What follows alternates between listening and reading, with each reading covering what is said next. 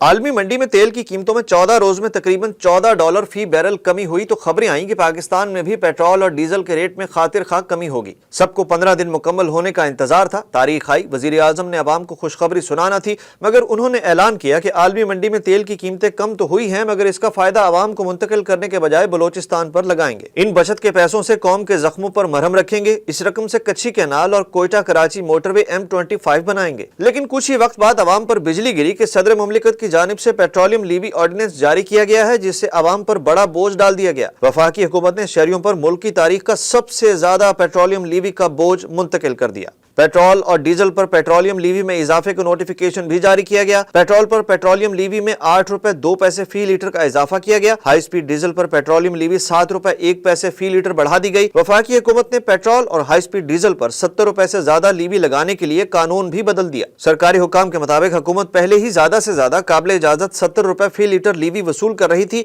इसीलिए कानून बदलने की जरूरत थी, सो बदल दिया गया। हुकूमत अब पेट्रोल और डीजल पर 96 से 97 रुपए फी लीटर टैक्स वसूल कर रही है। लेकिन अवाम ने सोशल मीडिया पर सवाल उठाया कि क्या बजट में बलोचिस्तान के तरक्याती मंसूबों के लिए फंड्स मुख्तस नहीं थे, या हर मंसूबे के लिए इंतजार किया जाता है कि पेट्रोलियम कीमतों पर बचत से ही इन्हें बनाया जाएगा। सवाल ये भी उठा कि बचत ही करनी थी तो हुकूमती शख्सियात अपनी शाखर्चियों से बचत क्यों नहीं करती।